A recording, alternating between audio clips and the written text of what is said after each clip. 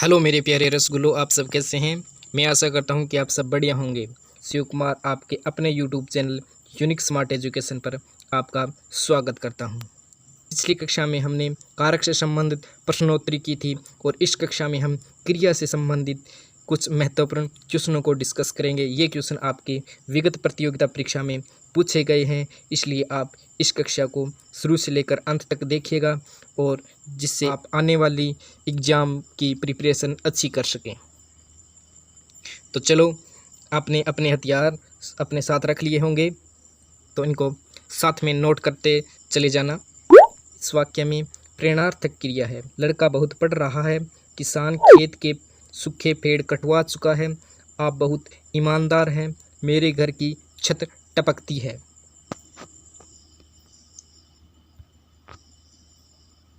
इसका सही आंसर हो जाएगा ऑप्शन नंबर बी, यानी किसान खेत के सूखे पेड़ कटवा चुका है। प्रेरणार्थक क्रिया वह होती है जो कर्ता स्वयं कार्य न कर कर दूसरों के द्वारा करवाता है, वहाँ प्रेरणार्थक क्रिया होती है।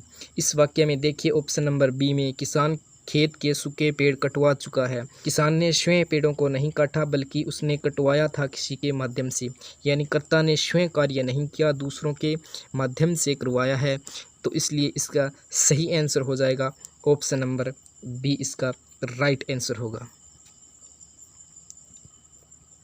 अगले क्वेश्चन की ओर बढ़ते हैं। देखिए, सकर्मक क्रिया वाला वाक्य छांटिए। आपको इनमें 4 वाक्य दिए गए हैं और आपको बताना है कि इनमें सकर्मक क्रिया वाला वाक्य कौन सा है। तो इसका सही आंसर हो जाएगा ऑप्शन नंबर डी, यानी सतीश ने केले खरीदे। सतीश ने क्या खरीदे? केले खरीदे। तो अगर वाक्य में क्रम का पता लगाना हो तो क्या और किसको के द्वारा अगर हम क्रिया से प्रश्न करेंगे तो आपको पता चल जाएगा कि वाक्य में कौन सा क्रम है। द्विक्रमक क्रिया में खालिस्तान रिक्त स्थान भरिए।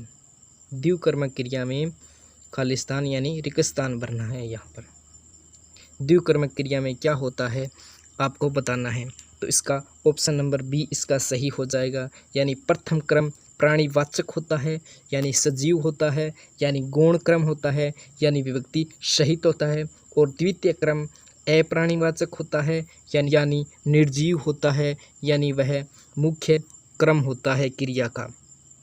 अगर आपको प्राणीवाचक या फिर गुण क्रम का पता लगाना हो तो आप वाक्य में किसको के द्वारा प्रश्न करेंगे तो आपको पता चल जाएगा कि वाक्य में कौन सा गुण क्रम है, यानी किसको को के द्वारा प्रश्न करेंगे तो आपको पता चल जाएगा वाक्य में कौन सा गुण क्रम है। अगर आप क्या से प्रश्न करेंगे क्रिया से तो आपको पता चल जाएगा कि वाक्य में मुख्य क्रम कौन सा है। तो इसलिए इस वाक्य में बी ऑप्शन इसका सही हो जाएगा। अगले क्वेश्चन की ओर बढ़ते हैं। अगला क्वेश्चन बहुत ही सिंपल और साधारण क्वेश्चन है आपके सामने। देखिए, जिस विकारी शब्द के प्रयोग से हम किसी वस्तु के विषय में कुछ विधान करते हैं उसे क्या कहते हैं। विकारी शब्द कितने होते हैं, यानी विकार करने वाले यानी परिवर्तन होने वाले शब्द कितने होते हैं, तो वो होते हैं 4। एक होता है संज्ञा, दूसरे होते हैं सर्वनाम, और तीसरा होता है विशेषण, और चौथा होता है क्रिया। चौथा कौन सा है? क्रिया। तो ये 4 होते हैं वो विकारी शब्द होते हैं, और आपको बताया गया उन विकारी शब्दों में से किसी वस्तु के विषय में कुछ विधान करने वाले के बारे में पूछा गया है। तो इसका सही ऑप्शन हो जाएगा ऑप्शन नंबर सी, यानी उसे क्रिया कहते हैं। क्वेश्चन देखिए आपके स्क्रीन के सामने है, आपके फेस के सामने है। देखिए, किस वाक्य में सकर्मक क्रिया नहीं है। यहाँ पर पूछा गया है सकर्मक क्रिया नहीं है, यानी इनमें आपको बताना है अकर्मक क्रिया कौन सी है। वाक्य में आपसे पूछा गया है कि अकर्मक क्रिया कौन सी है। बच्चे फिल्म देख रहे हैं, बच्चे क्या देख रहे हैं? फिल्म। तो यहाँ पर होगी ये सकर्मक क्रिया है। तो ये पहला ऑप्शन तो हो ही नहीं सकता। दूसरा है रजत दूध पी रहा है, रजत क्या पी रहा है? दूध। तो ये भी नहीं हो सकता, दूसरा भी गलत है, ये भी सकर्मक क्रिया है। तीसरा वाक्य है देखिए, मनीष ने कार खरीदी, मनीष ने क्या खरीदी? कार खरीदी। तो ये चौथा भी ऑप्शन नहीं हो सकता। मोर नाचते हैं, मोर क्या नाचते हैं? तो इसका आंसर नहीं मिल रहा है, तो आंसर नंबर डी इसका सही हो जाएगा, यानी मोर नाचते हैं वो अकर्मक क्रिया है। अगला क्वेश्चन आपके सामने देखिए, आपके बिल्कुल स्क्रीन के सामने दिया हुआ है, ध्यान से पढ़िए और बताइए इसका सही आंसर क्या होगा। किस क्रमांक में प्रेरणार्थक क्रिया है? एक बार फिर आपके सामने आ गया कि प्रेरणार्थक क्रिया वाला प्रश्न आ गया कि आपको बताना है प्रेरणार्थक क्रिया किस वाक्य में है। तो आपके सामने पहला ही ऑप्शन है, अध्यापक ने छात्रों से पुस्तक पढ़वाई। अध्यापक ने क्या पढ़वाई? पुस्तक। क्या अध्यापक स्वयं कार्य कर रहा है? नहीं, ये छात्रों के द्वारा कार्य करवा रहा है पढ़वाने का। तो इसमें क्या हो जाएगा? ऑप्शन नंबर ए इसका सही हो जाएगा, यानी अध्यापक ने छात्रों से पुस्तक पढ़वाई, ये एक प्रेरणार्थक क्रिया है। कार्य स्वयं ने कर दूसरों के द्वारा किया जा रहा है। प्रेरणार्थक क्रिया है वो प्रयोग तथा संरचना के आधार पर एक क्रिया का एक भाग है। प्रयोग तथा संरचना के आधार पर 8 प्रकार की क्रियाएं होती है। किस वाक्य में अकर्मक क्रिया है? आपको बताना है कि किस वाक्य में अकर्मक क्रिया है।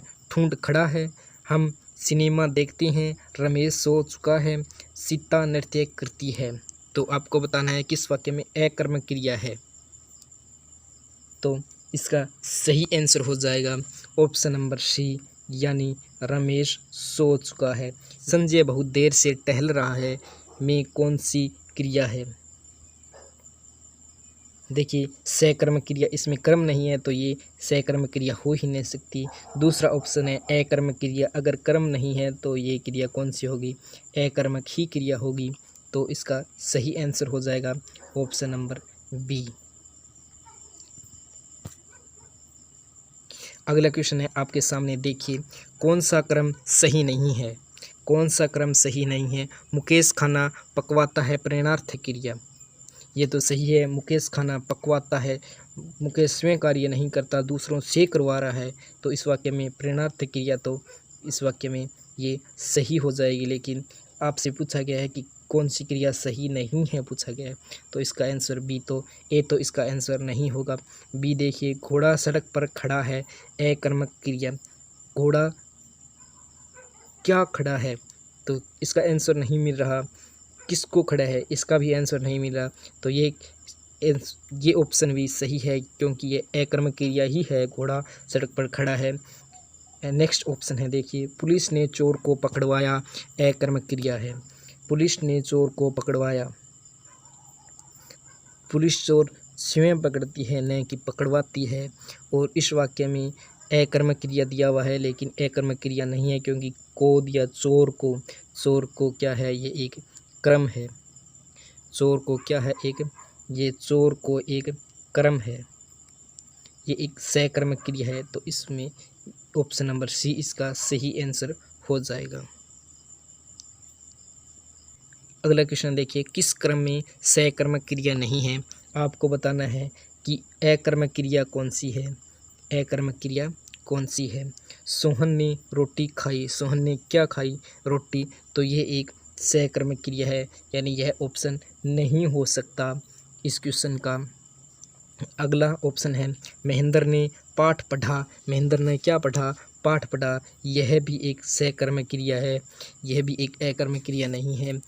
रणबीर बहुत देर से टहल रहा है, तो ये वाक्य में देखिए, बहुत देर से एक क्या है? कालवाचक पद है, बहुत देर से। तो इसका सही आंसर हो जाएगा ऑप्शन नंबर सी, यानी रणबीर बहुत देर से टहल रहा है, यह एक अकर्मक क्रिया है। अगला क्वेश्चन देखिए, किस क्रम में संरचना की दृष्टि से क्रिया का भेद नहीं है? आपको बताना है कि संरचना की दृष्टि से क्रिया के कौन सा भेद नहीं है इनमें। तो नाम धातु क्रिया भी होता है, प्रेरणार्थक क्रिया भी संरचना की दृष्टि से एक भाग है क्रिया का। सकर्मक क्रिया है वो एक क्रम के आधार पर है क्रिया का भेद, यानी सकर्मक क्रिया और अकर्मक क्रिया क्रिया के दो भेद होते हैं जो क्रम के आधार पर होते हैं, तो इसलिए इसका सही आंसर हो जाएगा ऑप्शन नंबर सी। जब दो या दो से अधिक क्रियाएं मिलकर किसी पूर्ण क्रिया को बनाती है तब कौन सी क्रिया कहलाती है? दो या दो से अधिक क्रियाओं के संयुक्त रूप से कौन सी क्रिया का निर्माण होता है? तो संयुक्त रूप से कौन सी क्रिया होगी?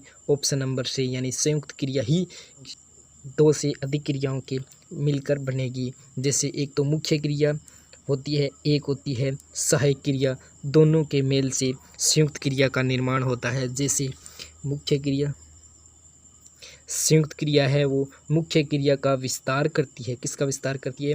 मुख्य क्रिया का विस्तार करती है। किस क्रम में प्रेरणार्थक क्रिया है? आपको बताना है कि कौन से क्रम में प्रेरणार्थक क्रिया है। रमा ने राधा से पत्र लिखवाया, युवक टहल रहा है, राम ने अमरूद खरीदे, रमजान ने रोजे रखता है। इसमें पहला ही ऑप्शन दिया हुआ है, रमा ने राधा से पत्र लिखवाया, किसी के माध्यम से दूसरा कार्य करवा रहा है, कर्ता स्वयं इसमें कार्य नहीं कर रहा है। रमा इसमें स्वयं कार्य नहीं कर रही है, जबकि राधा इससे कार्य कर रही है। जिसमें कर्ता स्वयं न कराकर दूसरों से कार्य करवाता है तो वहाँ होती है प्रेरणार्थक क्रिया। तो इस वाक्य में ऑप्शन नंबर ए इसका सही हो जाएगा, यहीं पर है प्रेरणार्थक क्रिया। मेरे गोलगप्पों, मेरे दोस्तों, आपको ये कक्षा कैसी लग रही है? अगर अच्छी लग रही है तो लाइक कर दीजिए और शेयर कर दीजिए इस वीडियो को अधिक से अधिक, ताकि सभी तक ये जानकारी पहुंच सके।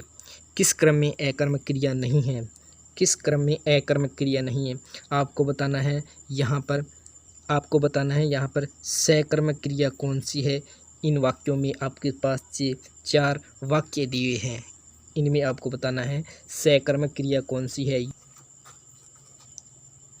तो ऑप्शन नंबर 1 दिया है, युवक टहल रहा है। तो टहलना क्या है? एक क्रिया है, तो इसलिए इसका आंसर ए इसका नहीं होगा, ये सकर्मक क्रिया नहीं है। दूसरा ऑप्शन देखिए, रमेश ने मुझे पत्र लिखा। रमेश ने मुझे क्या लिखा? पत्र लिखा। तो इसमें है सकर्मक क्रिया है, यानी ऑप्शन नंबर बी इसका सही हो जाएगा।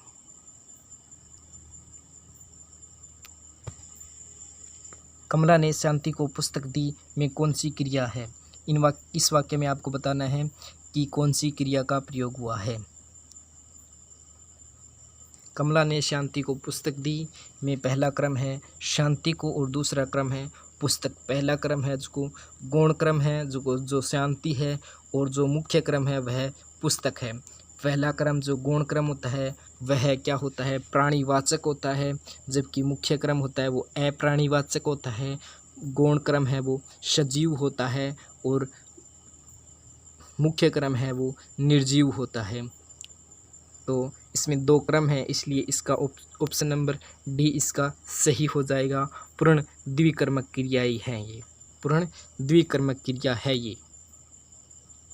चलो अब हम चलते हैं, फिर मिलेंगे एक और नई वीडियो के साथ।